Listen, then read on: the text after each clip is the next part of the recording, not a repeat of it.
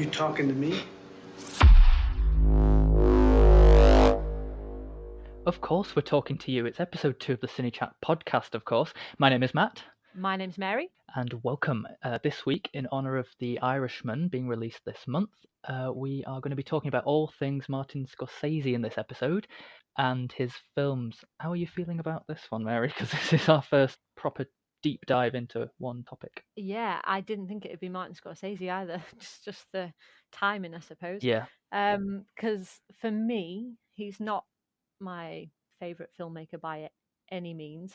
You are a lot more prepped than me as well for this I'd because watched a lot this week.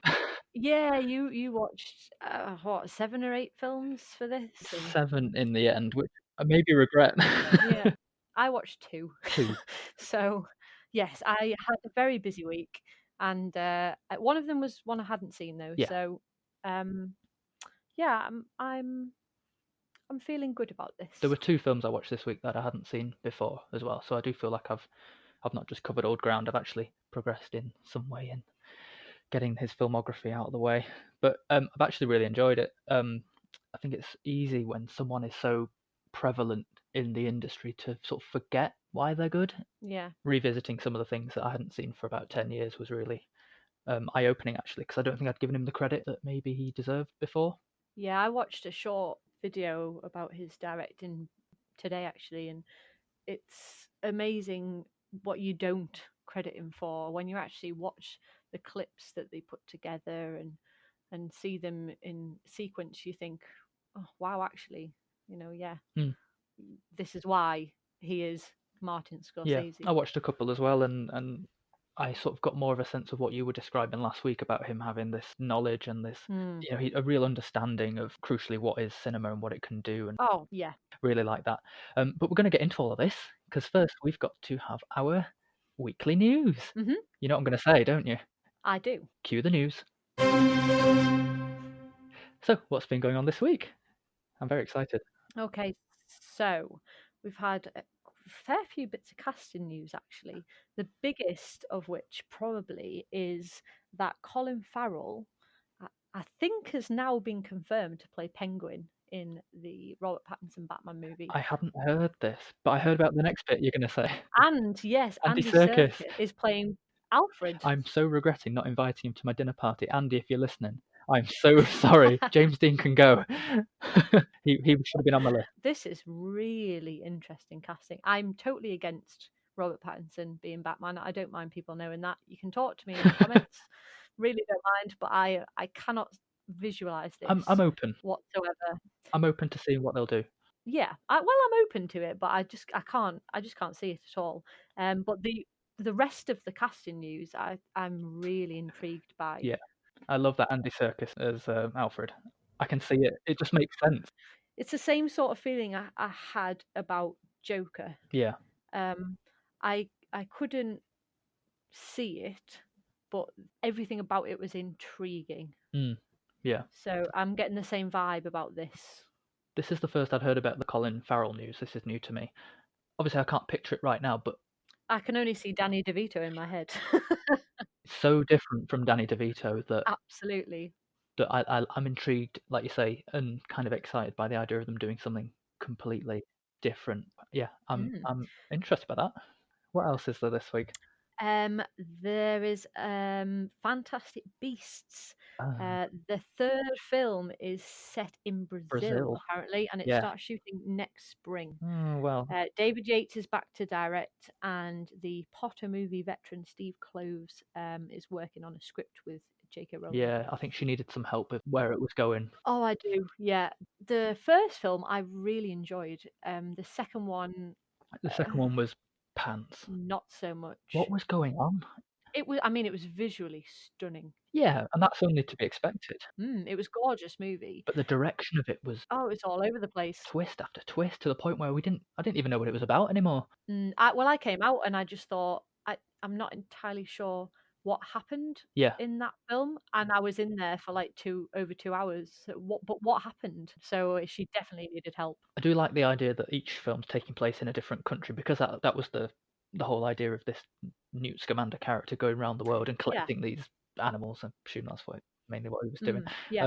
So I'm intrigued by that. I do like that aspect, and we're getting to see more of this world that she's created. But yeah, she needs to sort of reel it in a little bit. Yeah, The fact that she was writing 5 films was just why it's too much too overkill. much for me, I think. But we'll see. Calm down, JK. Yeah. And then the other pieces of news are reviews, really. The Terminator Dark Fate movie has, Flop. I think, lost about 100 million at the box office. Mm. It's really, It's flopped hard by the sounds of it. yeah, it's not good. And Midway has just come out, Mm. and that is currently rotten at 44% Yeah, on the tomato meter on Rotten Tomatoes. So that's not looking good either. I was actually really excited for Midway, but mostly just because it looked so good. Um, I think it'll have the same kind of effect as the other films of it's Roland it's Roland Emmerich, Emmerich, isn't yeah, it? Yeah, I think it'll have the same effect as his others. I think people will see it and it will make some money, but the critics are going to panic. yeah. Style over substance, I think. Yeah. It's just going to be a bit empty, but looks good. Hmm. Cool. Well, busy week in the world of film. Yeah. Lovely. And that's the news. Lovely. Right. Well, time to get into the meat of the subject this week. We're back to Martin Scorsese. Yay! So yeah, obviously, like we said earlier, I've done a lot of watching this week. Mary, you know the man inside and out. Not personally. Oh, I must have misunderstood. Sorry, I've just um, completely misunderstood there. Sorry. oh, sorry. Sorry. So we should start by talking about what our relationship, non-personal relationship is with Martin Scorsese and his films. Um, Yeah. when was the first time you watched one of his films? Oh gosh. I think probably my first films, I can't remember what the very first one was, but I'm a really big Leonardo DiCaprio Mm, fan. So I think probably the first ones for me will have been the likes of The Aviator and things like that, and Shutter Island, and all the films that he made with him. yeah, it's sort of like the latter half, isn't it? Yeah, I was gravitated to films that he made, and at the time, it didn't really matter to me who the director was. Yeah, It was just a Leo it was DiCaprio film. Leonardo So DiCaprio. yeah, so See, mine's the complete opposite, actually. Mine all started when I was in college. The very first film, I can put it on record now, the very first film I ever studied properly in full was Goodfellas. wow. And shortly after that, we were doing Taxi Driver and The Departed as well. So mine kind of started from the other way, from his classic side up. Yeah, I think we definitely have very different viewpoints of where we kind of gravitate Yeah. towards his films. Mine is very much 21st century Scorsese. His early films don't really um, draw me. Hmm. The whole gangster plot for me in any type of film, not just a Scorsese film, it's just not something that I'm really drawn to. I wouldn't automatically go and see a gangster film. Yeah. I don't really get much from it. So his earlier films, I mean, obviously his legacy is mostly, Mean Streets, Taxi Driver, Goodfellas, Casino, and they all have an element of the gangster to them. So for me, it's his more genre pictures. Mm. What's hilarious though is last week we were talking about how you were more classical and I was more contemporary. Exactly, yeah. And we've flipped. The other thing is that these gangster films, to me, they're not typical. I find that he's done something very different with the genre here. So I'm wondering whether your view of what a gangster film is or is about or should be about maybe is different to what I see and think.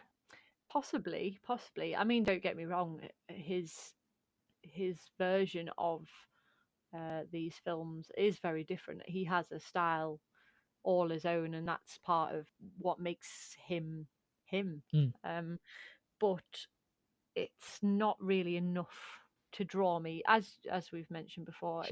The the way a film is made doesn't necessarily make it the be all and end all for me. Right. The narrative really is what kind of pulls me in, as it does to an ordinary audience member, someone who hasn't studied it or been in Yeah. in classes learning about how a film is made. They just go in, and if the story's something they like, they'll like it. Mhm. If it's not, then they won't. I tend to kind of sway more towards that Yeah. kind of viewing. And for me, 20th century Scorsese doesn't quite hit the mark for me as much as 21st century does. So essentially, what we're going to do in this episode, we're going to take a cross section of his major works, and we're going to talk about them a little bit later on. Yeah. Um, before we do that, we should probably get a bit more of an idea of what he's like as not just a filmmaker, but as the other contributions to cinema as well. Which are huge. Mm. He has such a passion for cinema. I mean, his films as a whole, I wouldn't probably put him in my top 5 filmmakers really for me personally. However, he just emits such passion for cinema. Mm. You just have to listen to him talking about it to see how enthusiastic he is about it. And he has done such amazing work in film preservation Mm. because he loves cinema so much. He doesn't want to see any of it go. More than ever right now, it's a time where we have to be very careful about the future direction of cinema because it's at risk of dying out. And I think it's Yeah. quite a scary thought for a lot of people who work in that industry. Well, digital's a whole new ball game, really. They were working on film, and film disintegrates. It does. So we're looking at losing all of these Yeah. films that were made in the 20th century. Which would be devastating. Exactly. And he is extremely passionate about film Mm. preservation and making sure that we are able to still see all of those classic films and in as great a quality as possible. The thing is, it wouldn't just be the loss of a film, it's the loss of history and Oh, absolutely. the record of technological advancements and Yeah. people who were pioneers in science and technology, and not to mention like the stories that were told as well. Yeah, exactly. To lose all of that would be hard. I think it's that about him that kind of draws me to him. I could sit and listen to him for Mm. hours, It rubs off. talking. Yeah, he just has such a passion for it, and it's that I think really leads me to him. However, I do have a few little quibbles recently with his Yes, he's in the news. recent comments. He has been in the news quite a bit recently. Go ahead. So a couple of months ago, he did an article for Empire magazine, and in that article, they asked him a question about Marvel movies, and he answered it and said that he tried to watch a few of them, but they weren't for him, and that they seemed to be closer to theme parks than they were to movies, and he didn't consider them cinema, basically. And people seem to have really seized onto the last That part of last that. part, it's a bold statement. Yeah, it is, and people are taking it out of context, and um, there's been a lot said Yeah. about it, especially with him doing the rounds at the moment. Oh yeah. For the Irishman, everybody is asking him about this.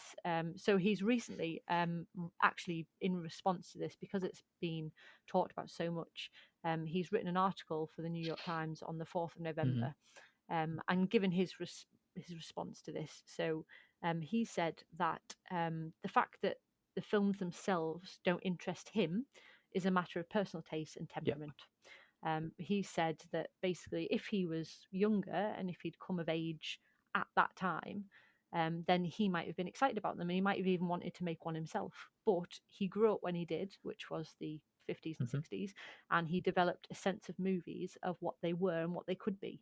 And that is such a far place from where the Marvel Yeah. universe is, which is fair enough. It's fair It's, enough. it's good that he clarified that eventually, but I don't know whether it's a bit too late.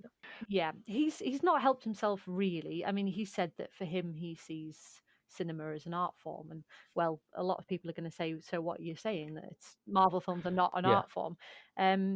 He's gone on to say that many of the elements that define cinema as he knows it are there in the Marvel films, but what's not there is revelation, mystery, or genuine emotional danger. Nothing's at risk. The pictures are made to satisfy a specific set of demands, and they are designed as variations on a number Yeah. of themes. They're sequels in name, but they're really remakes in spirit. Now I can agree with him. The first quote that he said saying they're not cinema, I just think that's unfair. Yeah, I mean, I've watched them all. I do enjoy quite a lot of them. I do enjoy quite a lot of I'm not that much into the Marvel films either. I mean, I've watched them all. I do enjoy quite a lot of them. yeah. But to say that they're not cinema, but they are. I don't know how else to put that. So Yeah, it's a cinema's a broad range, and what he's also said is that everything in them is officially sanctioned because it can't really be any other way. That's the nature of modern film franchises. They're market researched, audience tested, vetted, modified, re-vetted, and remodified until they're ready for consumption. it's very much a formula. Yeah, exactly. He's gone on to answer. So why might you might ask, what's my problem? Yeah. Why not just let superhero movies and other franchise films be? And he said the reason's simple. In many places around this country and around the world, franchise films are now your primary choice if you want to see something on the big screen. It's a perilous time in film exhibition, and there are fewer independent theatres than ever. The equation has flipped, and streaming has become the primary delivery system.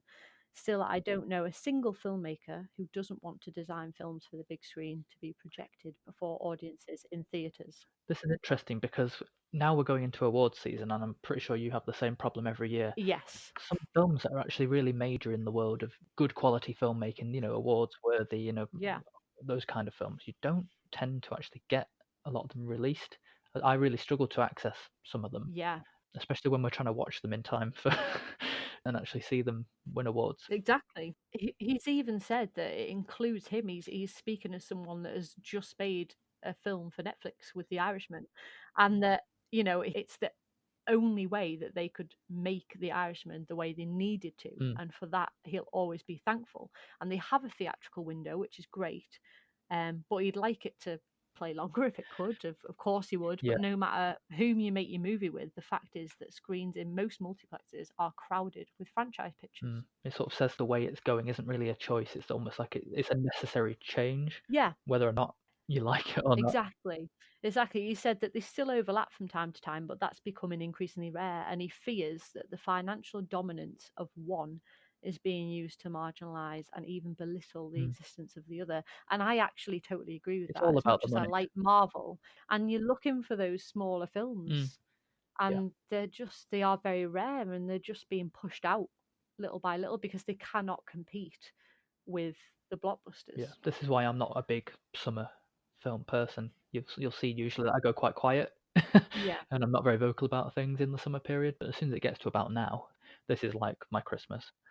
But that's why Martin Scorsese and filmmakers like him are so important, because they are pushing and fighting to keep Yeah, those types of films alive. it's more important than people think. Oh, absolutely.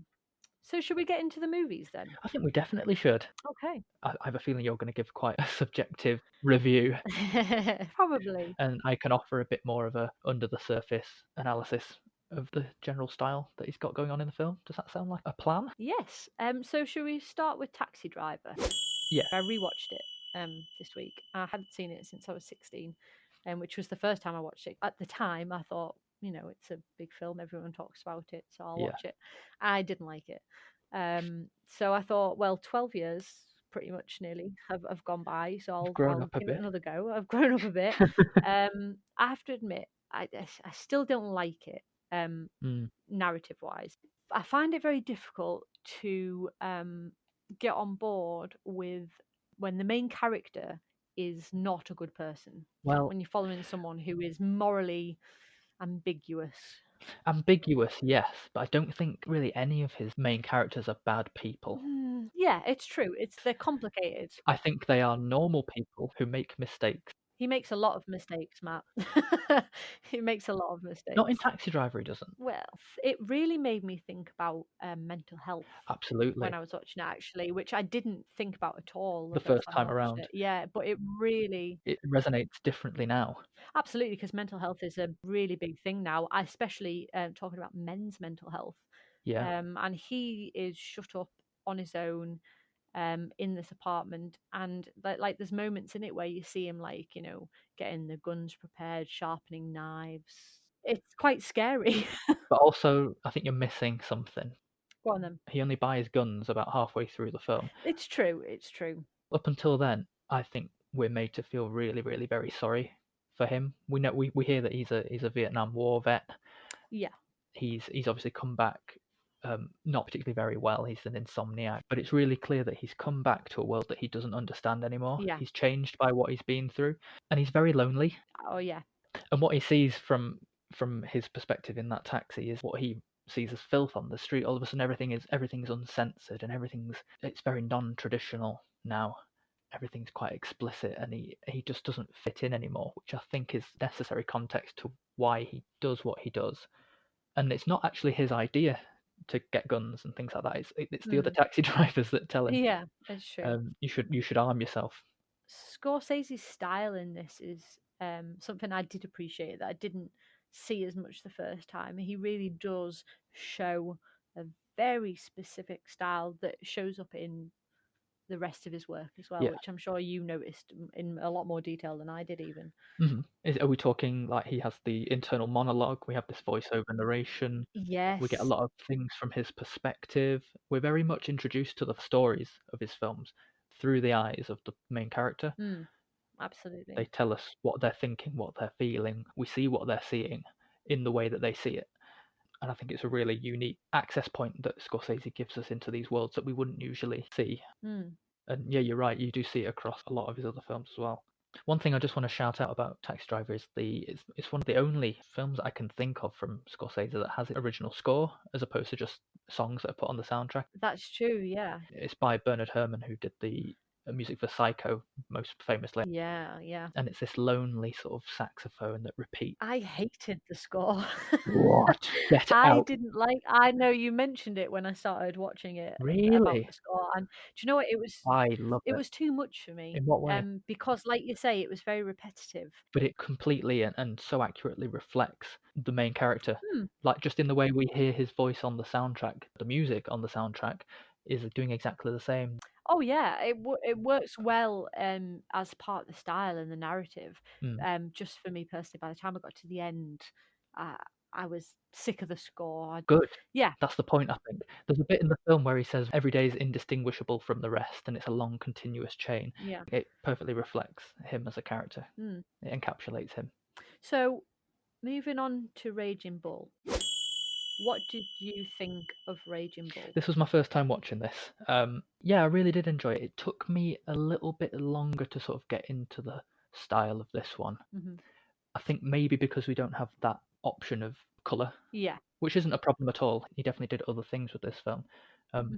To summarise it overall, the one thing that really stood out to me was the way that the boxing scenes were shot compared to the scenes outside of the ring. Oh yeah, he didn't want to do it like any other sports movie in the past had been made. He wanted it to be different, Mm. and it certainly was. Yeah, He definitely made it its own thing. it's definitely a lesson in how different choices of film language, I guess you could say, and the arrangement of those can elicit those sort of emotional and psychological effects Oh yeah. and the atmosphere as well. For example, the boxing sequences are very theatrical and choreographed. There's lots of very quick cuts, Mm. bits of slow motion, fast motion, extreme close-ups of cameras flashing and the sound of the bell, and in general there's almost like a tempestuous soundscape underneath. But outside of the ring, it's very long takes, Yeah. less cutting, very normal sounds. You can just hear the sounds of the street. There's not a lot of soundtrack Yeah.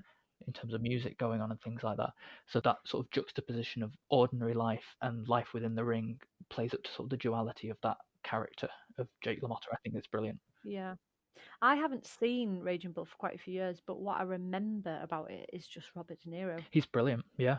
He is just something else Hmm. in that, and the transformation from the younger Jake LaMotta to the older Yes. is just He unbelievable. gained about 60 pounds, I think. Yeah, the fact that he did that all himself, it was completely Actors didn't really do that back then, I don't think. no, not really, no.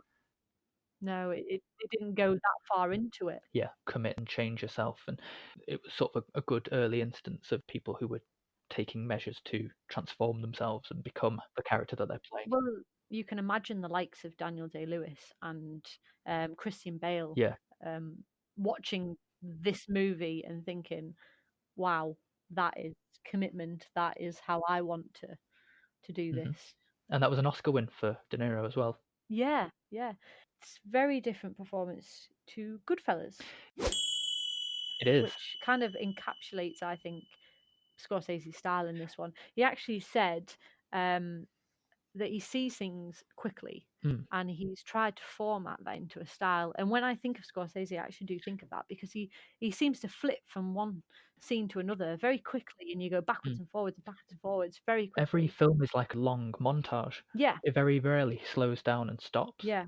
It's always propelling forwards and keeping Mm. that momentum, but it never loses that sense of the story that's happening at the same time. Yeah, you get that narrative, especially in Goodfellas. That's one of the most memorable parts of it, is the narrative over the top Yeah, of the action. And his action is, it's like tracking and lots of following mm. people. And I mean, it's got that famous shot where The Copacabana. they go all the way from, yeah, all the way from the outside into the kitchen and through all the way to the stage, and it's all in one shot, and it's incredibly done. I think if there's one word to sum it up, it's kinetic. Yes, absolutely. Everything is always moving, whether it's fast or slow. Everything's always got a sense of motion to it, and it's very dynamic. That sums up his films, I think. They do have this momentum. There is this movement to them. There always is, and every one, you can't not have that in a Scorsese movie, really, because that's just the way he sees things. I think talking about the editing in his films is actually crucial, and his collaboration with Thelma Schoonmaker, because Oh, absolutely. without that style of editing and without her input, I don't think his films would even be memorable. No, it's just sheer collaboration that they have. There's lots of mixed media in here as well. It'll cut away to adverts or infomercials, home videos, signs, Yeah, newspaper articles. We're given extra information to supplement what we get from just the main story and the performances. yeah. It often results in comedy, like dark comedy. So sometimes we Mm. could get two things that are cut together that completely don't belong together, which sort of like makes you feel a bit uncomfortable. There's times where say the music that you hear completely contrasts with the action that you can see. For example, it might be a really upbeat song mixed with some very graphic violence, Oh, and it absolutely. kind of makes you feel a little bit like, are we meant to be laughing? Is this meant to be fun? Yeah. It always sort of throws you off, and that dark comedy element's a really unique effect that can be created from editing these different things together. That really does create a style that all of his earlier films Mm, take on. yeah. You can see that style in all of them. But what would you say if we went to the likes of Gangs in New York, which came out in 2002, Hmm. and kind of sort of ended his collaboration with De Niro until recently, because he kind of found a new muse, Yeah. you could say, in Leonardo DiCaprio. So how would you say Gangs of New York differs from his If I'm earlier being work? honest, I can't remember Gangs of New York very well. It's not one of the ones I watched this week either, and I think it's because I don't remember it being memorable.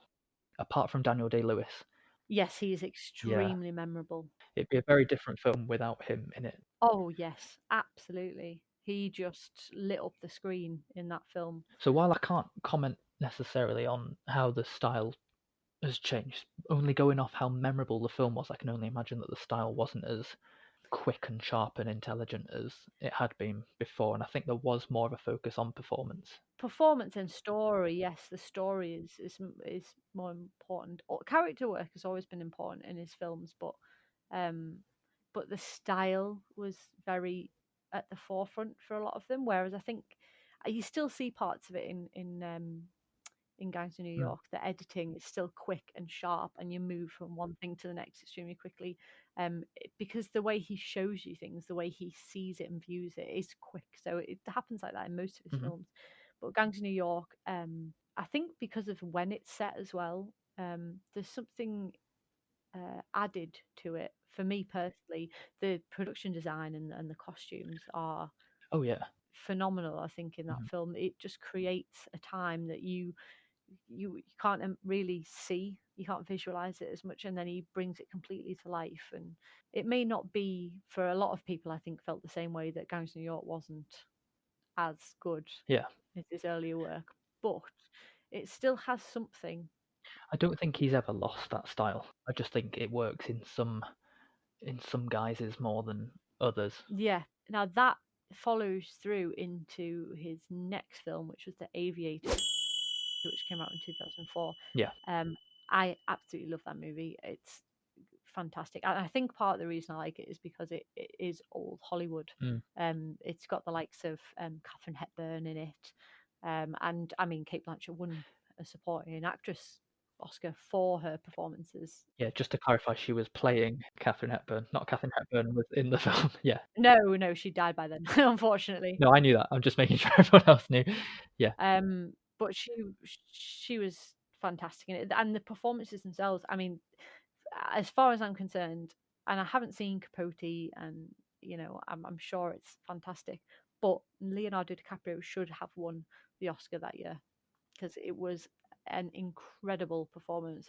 I definitely need to rewatch it. I watched some of the trailers back just to sort of get a sense again of what it was about, and immediately I regretted not watching it again. It's a really beautiful film as well. It's beautifully lit, and obviously with it being in LA, and it's very bright and colourful, and just some of the shots in that are superbly done. Mm. I do really enjoy that one.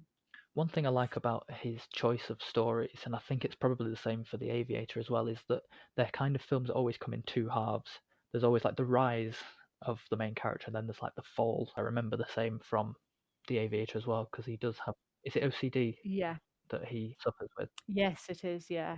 Yeah, very badly. It's quite destructive. Oh, absolutely. Yeah. Yeah. So, I watched this morning for the first time The Departed, which was his next film, and I've now seen it, so I can tick it off my Hooray. list. And I can I can see what everybody else sees in it. It is an extremely well-made film. I think the script is Mm. really good. I think the dialogue, it's fast and it's quick and it's kind of brutal in some ways, and that all plays in its favor. It's superbly done in that sense. I loved seeing Matt Damon play the bad guy because he's just such a fresh-faced, nice guy. What I would love about this is that nobody in this film is either good or bad. It is. It's very cryptic and it's extremely complex. So in that sense, it was good, and I liked seeing Matt Damon play against type. There's so much good acting going on in here, and the only person who was nominated, I think, for an Oscar for this was Mark Wahlberg. Yeah, he's balls to the wall, like completely out there, and he leaves it all there. Which is probably why he got, the nomination. Yeah. I have to admit, I didn't really like him either. It was too much for me, Yeah. that performance. But yeah, I just, again, it goes into the whole cops and gangsters storyline, which I think just inevitably for me, it is not Mm. the type of film that draws me in.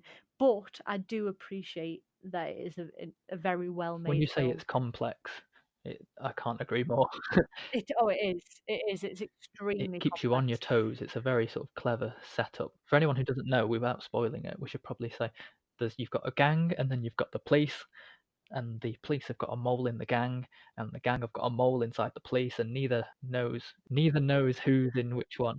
And it's an extreme chase of cat and mouse, and the stakes always feel really, really, really high. You do feel that as you're getting towards the end, like the last half an hour, and things are starting to go wrong, and it's again, it's the fall. Mm, Um, and you do feel that the stakes couldn't be higher, and it's dramatic. The tension is mhm. starting to build.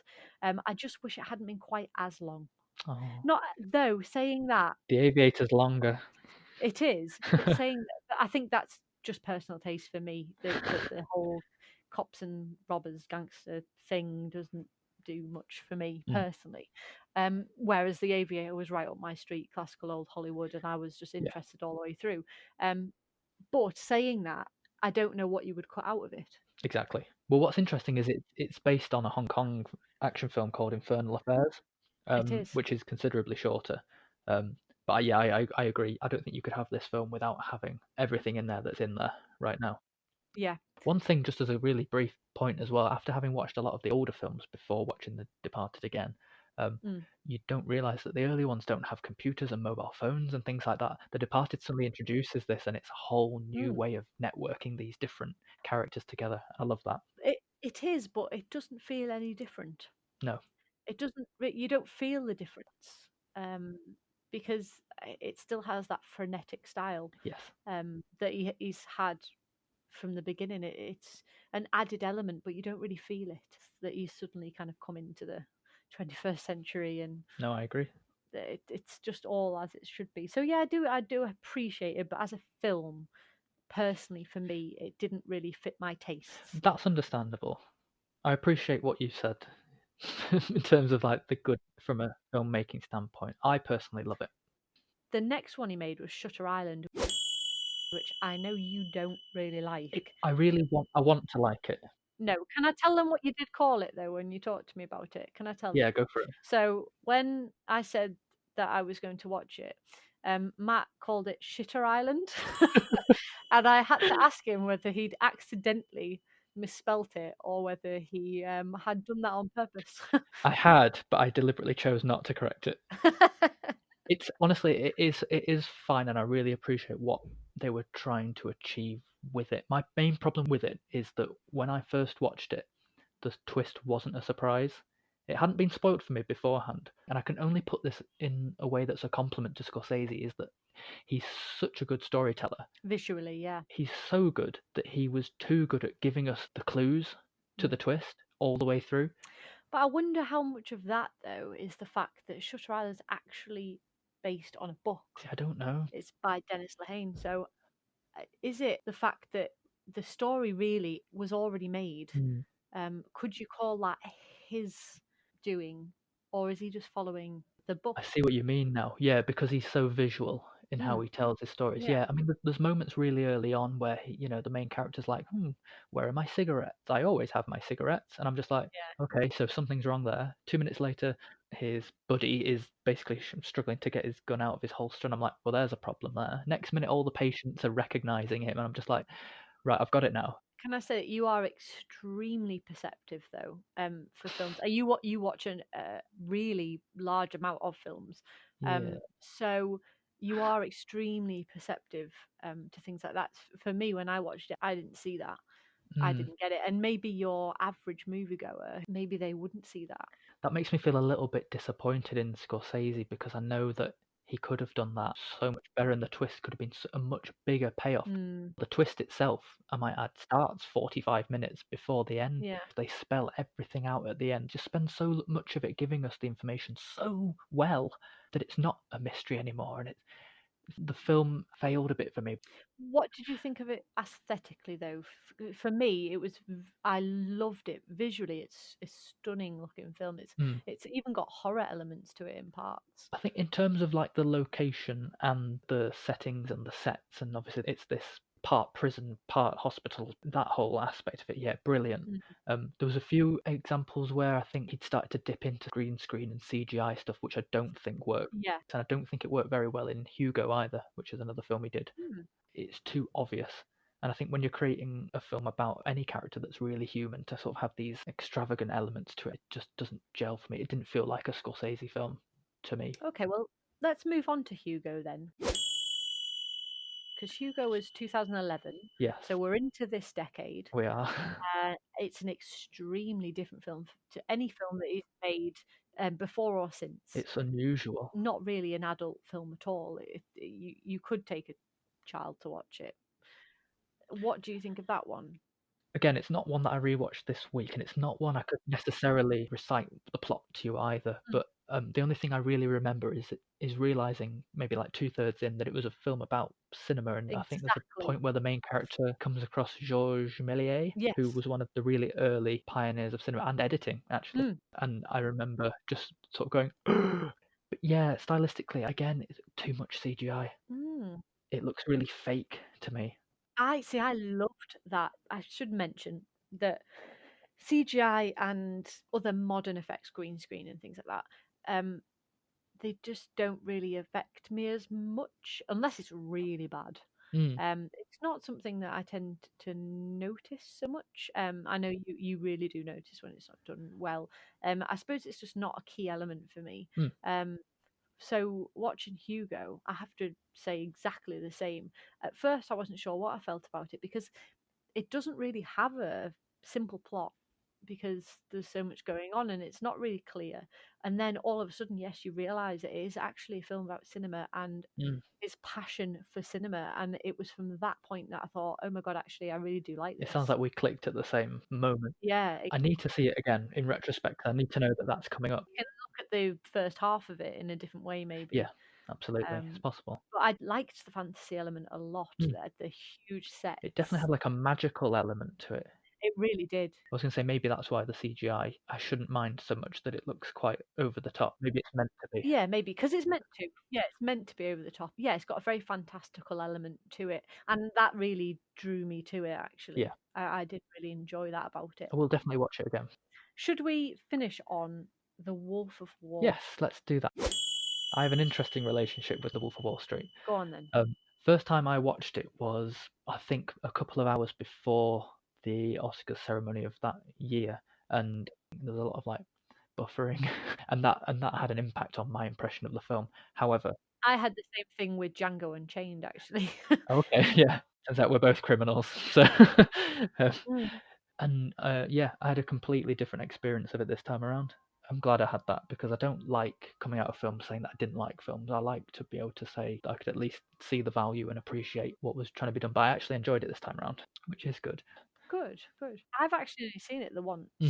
I haven't watched it again. I really should maybe watch it again because I remember enjoying it. It's very long though. It's quite long. Yeah, he does do long films. It's a long film. You don't really feel a length with that one though. I don't think as far as I Hmm. remember, but it's just so out there. It's extravagant and Mm. there's like scenes in it that you can't believe you're watching. I remember distinctly the Quaalude scene Mm. and him like falling down the steps and opening his car door with his foot. Oh, I see. You Yeah, know, I mean, it's like you don't know whether to laugh or be horrified. yeah. Like you mentioned earlier, you don't know whether you're supposed to enjoy it or. It's that dark comedy. Should I be laughing at this? Mm. Again, the tone is never settled in one place or another. Yeah, and it's very modern for his type of film. Mm. It really does sit in a modern time Hmm. and have very modern feel to it, which a lot of his films don't have.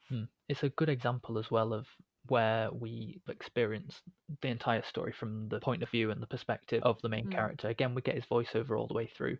There's times where he breaks the fourth wall literally and he just starts talking directly to the camera. That was an interesting style. He had done it right at the end of Goodfellas as well. In the court scene, I think Henry Hill stands up and he addresses us directly. Mm. But in Wolf of Wall Street, again, he's a very unreliable narrator, really, because sometimes we even see things Yeah, not in the way that they actually happen. yeah, When you say he gets into his car that one time and he says, "Oh, I drove as carefully as I could and got home in one piece, thankfully." But he wakes up when the police are over him yeah, and they go outside and his car's actually trashed. So yeah. it's interesting that we can never quite trust the character that we're meant to rely on to tell us the story. It's an entertaining film as well, in more so than maybe how am I trying to say this?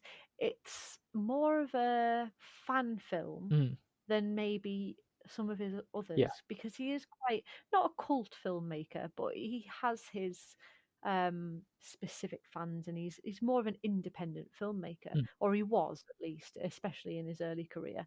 But he's becoming much more mainstream. His casting choices, I think, definitely say something. Yeah, this really is a mainstream movie, Hmm. and that's interesting to see. Mm. It's got to the point now where obviously we're having The Irishman coming out, and it's at a Mm. stage where everyone is now. It's exciting now when a new film is announced. Yeah, because he's got more of a mainstream audience Mm, now, as well as having that legacy and the fans from classic mm, movies. It's all kind of merged together. So there's so much hype about The Irishman because it's going back to that classic Goodfellas casino type of yeah. movie, but he's doing it on Netflix with the mainstream audience and cast, and everybody is all merging together. So that's going to be quite Mm, interesting to see how it actually plays out to audiences. I mean, it's worth noting that on Rotten Tomatoes, it does have a 96% mm, tomato meter rating and a 92% audience score. I'm guessing this is from the cinema release. Yes, Yeah. exactly. So it'd be interesting to see how it plays How out it to changes. a normal audience when everybody else gets to see it. Absolutely. It's his longest film as well. Yeah, 3.5 hours. Really. So I mean, that's probably one of the longest films, especially nowadays. Yeah, you don't get them that long anymore, really. No, so it's going to be interesting. So should we give our top five?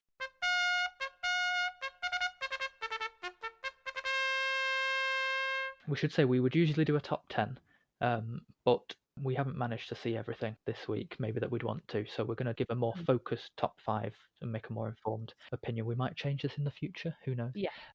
Is your top five based off your favourite, or is your top five based on what you think is the best? My top 5 is my favourite. Hmm. They are very different lists. They would be different lists. Mm. Um, but this is purely based on favourite I'm film. much easier. My favourites are always the ones I consider to be the best. Yes, they always are. Mine are the lists that are more complicated. Yeah. Um, so counting up from 5 to 1, my number five, we haven't talked about it a lot today, and it is in a way a little bit forgettable in some senses, but I've put Casino as number five. Okay. I think in terms of world building, Mm. it's fantastic. Most of it is set inside that casino, and just seeing the behind the scenes and how it's run, how they catch out people who are cheating. Hmm. There's one bit where De Niro comments how like the dealers are watching the players and the boxmen are watching the dealers, and Yeah. it moves around this space. And I remember being engrossed in that. And Sharon Stone as like a hustler is great. I think she was one of the best parts of that film. Mm. My only issue with that one was I watched it in quite close proximity to watching Goodfellas for the first time as well. Literally same this week. Yeah, And I found that it seemed like a lesser yeah, Goodfellas, and there was lots of repetition in there. I think that's why I don't rate it as much, because I watched them so close together. Maybe if I had, then I would have maybe appreciated it more. I agree with you there. Yeah, that's my number five. Okay, so my number 5 is Hugo, and Mm, we've talked about okay. that already. I just think it looks stunning. It's got that magical fantasy element, which it just really attracts me anyway.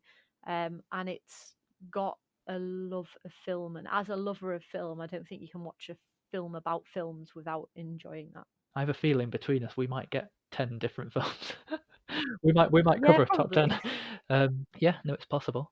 So you're number 4 then. My number four, I until this week I wouldn't have put it in my top five at all, but I'm glad I've re-seen it now, and that's The Wolf of Wall Street. Oh, okay, okay. I think it's a really solid entry. Like I say, it's kind of fun, it's kind of dark. I think it's just one of his really all-round dynamic films. Okay, so number 4 for me is Goodfellas. Okay, I'm glad it got in the top five. Yeah, it's interesting because like I said, I'm not really into the gangster film, but I think this one, it was just one of those things where his style of Mm, movie and the story yeah, collided, um, and it was quite enjoyable. And I do like films that follow a journey. yeah, you definitely get the sense of a life. Yeah, exactly. And I tend to be drawn to films like that, so I enjoyed that part of it that covers a large expanse of time or a journey somewhere, Mhm. and that really played into plot points that I like. And so for me, that one Yeah, was definitely I up agree there. that it's got this. It's just got an overall enjoyability factor. I love it. Mm, yeah, it really does. Yeah. Number three for me. Oh, it's hard when it gets to the top three. I've put Taxi Driver as number three. Um, Absolutely love it. Okay. Don't get me wrong. Love the soundtrack. Love De Niro in that. I love it as a whole. It's almost like it's a snapshot. You don't get the sense of a life like you just said with Goodfellas. You get like a moment in time, and I like that about it. Well, spoiler, it's not in my top 3. Oh, never mind. So my number 3 is Gangs of New York. Really? It I is. didn't see that coming. Really? No. It was very close between that and Goodfellas. I wasn't sure which one to put first. Um, Right. I do have the same sorts of feelings about both. Neither of them would be in a top 10 of, or probably even like top 20 or 30 of my favorite No. films. Of his films, the way I feel about them is very similar. And Gangs of New York, I think, had the edge because of Daniel Day-Lewis and the set pieces, the production design. It stands more memorably to me, Okay. and that's the only reason it stands out over Goodfellas, is that really. It's only just settling in now that yeah, you've put it above Goodfellas. Okay. Yeah, yeah. Sorry. I mean, I feel sick, but we'll carry on. Okay. What we on? Number We on number 2. two? Right. I love my number two. That sounded Okay. weird. I'd hope that as the almost number one film that you would like it. I just can't say number 2 without laughing. Anyway, my number 2 is definitely not a number 2. My number 2 is The Departed. Okay. It was very close to being number 1. There's only one factor really that stopped it from being number 1. Hmm. The other film has something a little bit more for me. Yeah. I love the complexity of it. It's almost like a Christopher Nolan film in its Mm. complexity. I love that. Add in a bit of time Yeah. travel, and it would have been great. No, I'm joking. I love that it keeps moving. It keeps you guessing. It keeps you on your toes. It really makes you work for it, and the payoffs I think are fantastic. And I love the cast. Love it. Okay. My number 2 is very predictable. It's Shutter Island. Um, I know you didn't like it. I know it's very disappointing for you. But I didn't see the plot points coming, mm, and I love the look, love the style. I love that kind of fantasy element when you had the moments with his wife in there, mm. and everything was like just the aesthetic. I really enjoyed that, and Ben Kingsley was fantastic in it. Yeah, he is good. I mean, anything Ben Kingsley's in is, He's just so gentlemanly, isn't he? yeah, oh, he's just fantastic. So yeah, I did. I really, really enjoyed that one. Yeah, Very good. Okay. Well, who am I to say that your choices aren't good? exactly. What's your number one then? My number 1 is the first film I've ever studied. It made me fall in love with film studies. It was just as good 10 years later. Goodfellas is the best Martin Scorsese film. A lot of people will probably agree with you there. I think Mm. you in a majority I just don't company. think I have to say anything else. It's everything combined. It's brilliant. Mm. Yeah, Okay, all right. short and sweet. My number one, which I didn't get round to rewatching, which I definitely will have to, is The Aviator. I just, again, it's got that film topic Yeah. in there. Anything that has got film in there and real people as well. So you've got your likes of Catherine Hepburn in there, and there's other actors and directors in there that, because I have such a love for classic cinema and like the studio system of Hollywood. Um, it just was fascinating to me Mm. to watch It that, makes and it's complete just, sense. again, it's a journey as well and a downfall, and Leonardo DiCaprio was just, it should have been award winning because he was immensely good in it. Hmm. And I just, yeah, I'm gonna have to rewatch it, I think. Yeah, I'm excited to watch that one back. Yeah, it's just got a quality to it. It's such a high quality film. You look at it and you think, yeah, they put their everything Yeah, into that. I'm very excited to watch that again. I'm sad in a way that I Mm. didn't get around to it this week, but yeah, after watching 7 in the space of 4 days. Yeah. Well, it can go on the list. That's fine. Exactly. I might try and watch it in this week coming, just while I'm in the zone Yeah. still. So yeah, that's our top 5. So that's it. Amazing. Yeah. So just to wrap up, we'll talk about, as we usually do, what's the next film you're going to watch? Well, today is the start of my Christmas film calendar. OMG. So I'm so excited. So I always start off with the least Christmassy film and kind of work my way up so that by the time I get to like December, I'm getting towards like Home Alone and Mhm. things like that. So So you're watching The Human Centipede? no, I am not. I've never seen that. I don't think I ever will. I'm watching Die Hard today. Right, okay. I do not consider it a Christmas film. You can put that out there. Hey, it's on your Christmas list. I know that's only because everybody else puts it on there. Plus, I love Die Hard. I mean, who doesn't love Die Hard? It's amazing. Well, I said I'd commit to watching it this year, and I'm very excited to watch it, if I'm being honest, so I might watch it next as well. Okay. So should we say that we watch it and then we can Yeah, we'll discuss do it? that. Yeah. Yes. You can tell me what you think. I can't believe you've never seen it. But like I said last week, it's on record now. I I feel like it's know. been on in the room, but I don't consider myself to have watched a film until I have sat down in silence with the earphones. Yeah. 2019 is the year. It's on every Christmas. You have to watch it. Right, okay. Well, I want to. This is the thing. I do want to. I do want to, and I will. I will. The next film I'm gonna watch, if it's not Die Hard, we're doing Netflix next week. We are, yeah. Netflix and the future of cinema, and the new film The King with Timothy Chalamet has just come out about young Henry V. It has, yeah. That's good preparation, so I'll probably watch that one next. Mm. I like Timothy. You hate Timothy, don't you? I do. Well, hate's a strong word, but I dislike him Aw. to an extraordinary amount. I don't understand the love for Timothy Chalamet. We'll talk about that next week. Okay. What film are you going to recommend?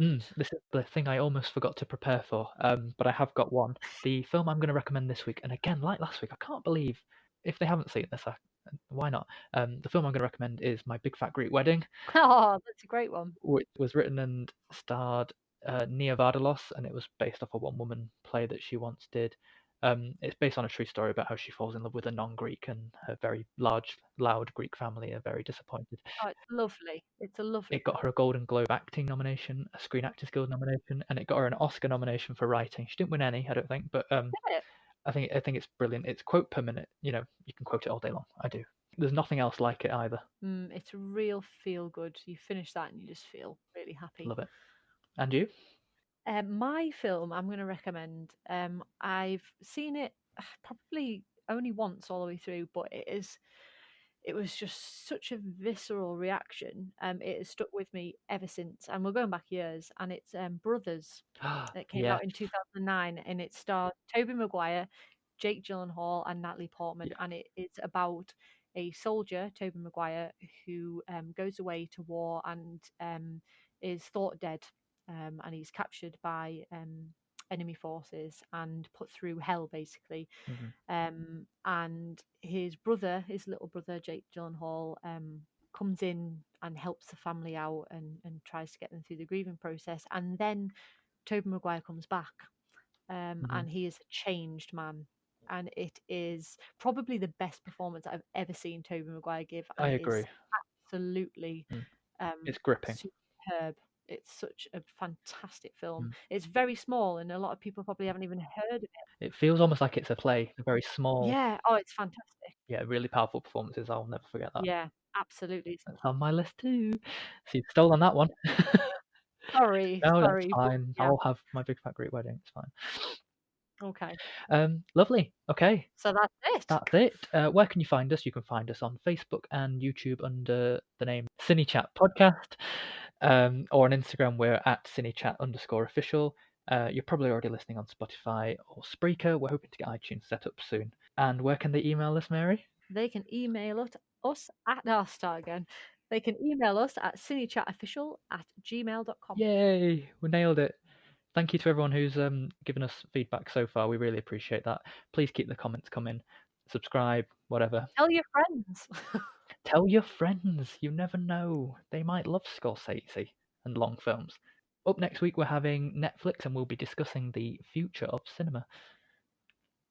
Won't we? We will. You sound ecstatic, Mary. We'll see you next week. I've been Matt. I've been Mary. Good day. Bye.